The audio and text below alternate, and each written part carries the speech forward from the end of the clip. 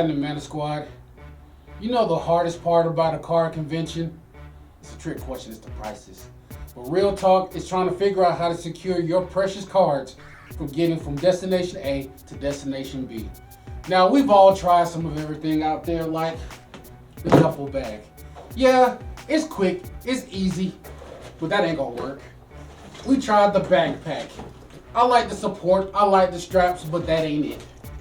But you know, the people at Enhanced Gaming have heard your cries. They've heard your pleas. And they've introduced the next wave in your gaming accessories. Introducing the Enhanced Bag. Check out the craftsmanship.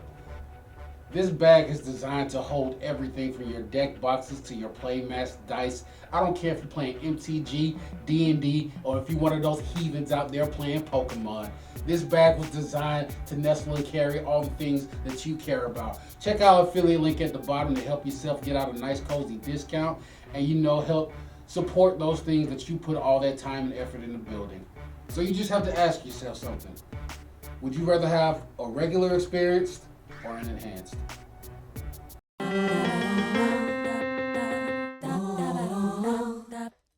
Yo! Welcome back to One More Mana. My name is Derik, and today we are getting dangerously close to the end of 22, like way too close to the end of 2022. So it was a year of previews. It was a year of chaos. It definitely felt like every time before a set released, 3 more sets were being previewed. I think Dominaria actually happened, or United actually happened. I don't remember, because before it even came out, previews for the next set had started. Things were happening. But amongst all that chaos, there was a beauty in that, and there were some amazing things released for Commander this year. And today I want to talk about my 5 favorite things that were released for Commander in 2022. These are just talking about some things that make me really happy, that I enjoy playing against, or that I think are just good for the general health of the format. So can't wait to get into this. It is some beautiful things came out for the format we all love so much. But if you want any of the cards on this list, or you're just trying to maybe get some holiday shopping done for yourself, friends, and family, head on over to TCG Player. I know it's like 10 different versions of every card that came out. I know it's like 30 different foils of every card that came out. Use TCG Player to make it much more simple. You don't have to worry about what comes in what pack. You can just use TCG Player and sort it out, figure out which one you want. You can use the affiliate link down in the description below. You can help support the channel in the process. And the very last thing I gotta shout is, I gotta rock my Into the AM. When I'm working from home and I wanna feel like more of a person and pretend I have a sense of style, I rock my Into the AM. But you don't wanna hear it from me. You don't want to look like me. You want to hear it from Kennethy the Heathen himself, who is always here with an inspirational message. So Ken, tell him what it's about. Hello, my name is Kennethy the Heathen, and I am back to tell you that you should rock Into the AM. You want to be comfy when you play Magic. You want to look good. Never as good as me, of course, but almost. And one day, if you dream and you believe, maybe you can achieve. But keep working, keep grinding. But just remember, something about space and dripping. Ken, you are a poet, you are a beautiful man, and we always appreciate your inspirational messages. So listen to the man himself, use the code on screen, you get a discount, and help support the channel. We always do appreciate all the help. Now, let's get into this top 5 list, because I know y'all have been waiting. My top 5 favorite things about 2022 for Commander. And at number 5, we have lands, which I realize is kind of a broad topic, but specifically the color fixing lands that we've been given access to this year. We got a new cycle of dual lands in the Dominaria United, 2 color lands that have the basic land types on them. And in addition, we had the Triumph cycle completed with all like the Crime family lands in New Capenna.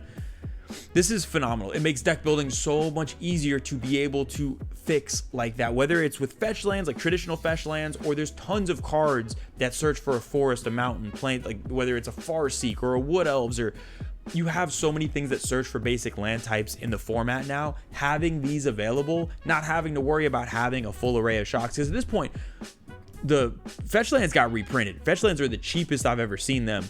You can go ahead, add some fetch lands even into your budget decks, not have to worry about getting all the shocks or OG duels or any of that type of stuff. And you have the Triumphs and you have these common tapped lands with dual types. It's beautiful.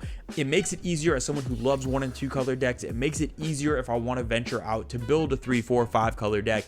I don't have to break the bank in the same way. So between having the fetches reprinted and having all these new dual lands and tri lands and everything, it makes building multicolored decks that much more exciting. Let's get into number 4, and at number 4, I have the Elder Dragon cycle, the non-legendary Elder Dragon cycle, whether it's the Copper Dragon or the Brass Dragon or the Silver Dragon. These represent everything that I love about Commander. They are beautiful. It's so much fun to be able to spend all of this mana, drop this monster onto the battlefield, and then have to connect with combat damage. And that's the biggest thing. And at the time, I remember being curious is, would they be just annoying? Would it be one of those cards where it's like, all that the game focuses around is whether it's like a Dockside or a Prime Time and other ban cards where it's like this card comes out, the whole game stops, that's what's going on. And it does have sort of an effect where the whole table takes notice, but because you need to connect for that combat damage, because unless you have a way to give it haste or something, you have to wait a whole turn cycle.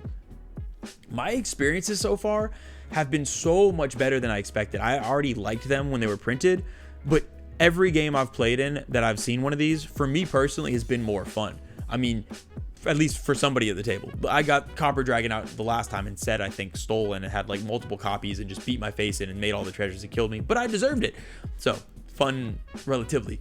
But every game I've been in so far that has had one of these, I felt like the experience was heightened because it was cool. It was an 8-drop and it was exciting and splashy things were happening. So this whole cycle, I think, really adds. I love having top of the curve big splashy effects that aren't take 12 turns or ramp with 75 lands or things like that. So all of them were hits for me. I love all of them, and I really think just throwing these into random decks as high curve targets just makes for the splashy, lovable type of commander I like to play. Now, at number 3, the number 3 thing that I love most about 2022 are the meld commanders. We got meld commanders. I am a sucker for meld. I love meld in general. I love flip cards. I love all that stuff. I love the idea of a giant magic card. Just gets me irrationally excited. It's my inner child that I guess is always on the outside. But either way, I love meld. It's just playing with giant magic cards is cool. And the fact that we have more commanders, because obviously before Brazella was a thing, but it was very, very hard to meld, and you're in mono white, it made it more difficult. And then you don't really have the hand wire battlements, and that was not a commander. So like being able to have this as a commander and in decks that make it possible. I know, especially with Mishra, with black and red, you have tons of ways to get that melded pretty consistently. With Titania, you have a ton of ways to tutor lands, and I know you gotta wait till the upkeep, so it's a little meh as far as how easy it is, but you still consistently will get Titania out, will get Argoth out, and be able to just bam around the turn cycle and just hope. It's so much more realistic than it used to be, and I always talk about, I love mini games within games. It's one of my favorite things in Commander decks is to put mini games within there. I want to do this, this, and this, and that's like my mini victory. Maybe I want to get these certain creatures out. I want to get certain equipment onto this. I want to meld something. I want to get a Merit Lage out, which I like doing that a lot. Whatever it is, pick your mini game, and I honestly think since I've started doing that, I have so much more fun in games when I have my little mini achievements and stop focusing on necessarily winning the overall game, just because Commander, you don't win a ton. That's usually the way it works, and I feel like meld commanders throw it right in the command zone for you. So I love what it does for the format. I love playing against these and playing them myself. It is the ultimate little mini achievement unlock to try to meld it over and over again. And then at number 2, it's kind of like a left turn here. It's actually kind of random, but the number 2, my favorite thing that got released for Commander this year is a card called An Offer You Can't Refuse. One, just like the flavor of it and everything is beautiful. It is a wonderful, the fact that you're giving, it's just, yeah, flavor win on every level. But I'm a huge fan of the cheap counter spells that give your opponents advantage, whether it's Swan Song or Arcane Denial, or in this case, An Offer You Can't Refuse. I'm not someone who splurges on counter spells, so I don't own any Force of Wills or Force of Negations or any of that type of stuff. That's not really my thing, but the more and more as time goes on and the more broken cards that get printed, I think the need of counter spells is more and more important. There's so many spells that, forget removal, you can't let it resolve if you want to be able to stay in the game, and maybe you need to counter at just that exact moment. I found myself playing more and more blue because I found myself, I don't necessarily get excited by playing the most like obnoxiously busted cards, but being able to interact and stop someone from winning the game in that exact moment is super fun for me. And I think it's only a few bucks at this point, having the availability of cheap money wise, cheap mana cost wise interaction is great for the format. The more interaction I think we have, the better, and especially as more broken things are printed. So this is just something I love. I'm going to see it in decks for years to come for myself. And yeah, the flavor win definitely bumped it up a little bit as well. Now let's move on to the number 1 thing I am most excited about from 2022. we're going to talk about more lands. I realize maybe people don't love lands as much as I do, but the utility lands this year were the greatest thing ever for me. There are lands this year that I will be putting in my decks forever. It's everything from something simple like a roadside reliquary that is like a weird card draw in a lot of decks, or you have demolition field, which is just, I've talked about it and feel like every video at this point, but demolition field is amazing and just a better field of ruin. I'm going to run that over ghost quarter in some decks. It is just a cheap land destruction spell, and the way lands are in Commander, you need to be running multiple sources of targeted land destruction or you are going to be in for a bad time. Just giving more people access to it. Now people are just going to have them open, they're going to have them laying around. It's just demolition field I love so much. I think it should be, it's going to be in every one of my decks. And then it gets better.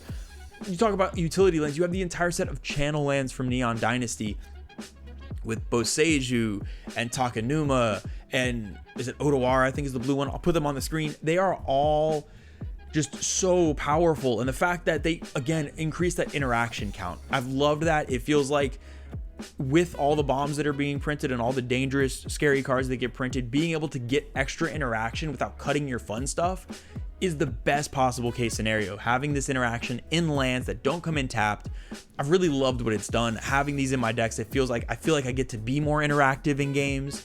And that is my favorite version of Magic, is everybody's doing big stuff, but it's a back and forth. I'm doing stuff, you're doing stuff, we're responding to each other. And the lands like this, I feel like really open that up, because I want to be able to play my big splashy things. I want to play this card that I just love the art for. I want to be able to play this foil that just shines the right way, and being able to get this interaction and card draw and different things in your land slot really opens that up for the rest of your deck, and it's why it's the thing I'm most excited about from 2022. That's gonna do it for this week's video. I really hope y'all enjoyed it. Please tell me in the comments below, what was your favorite thing from 2022? Was I on track with any of mine, or am I just a monster and all of my things are too much counter spells and land destruction? I don't know, probably.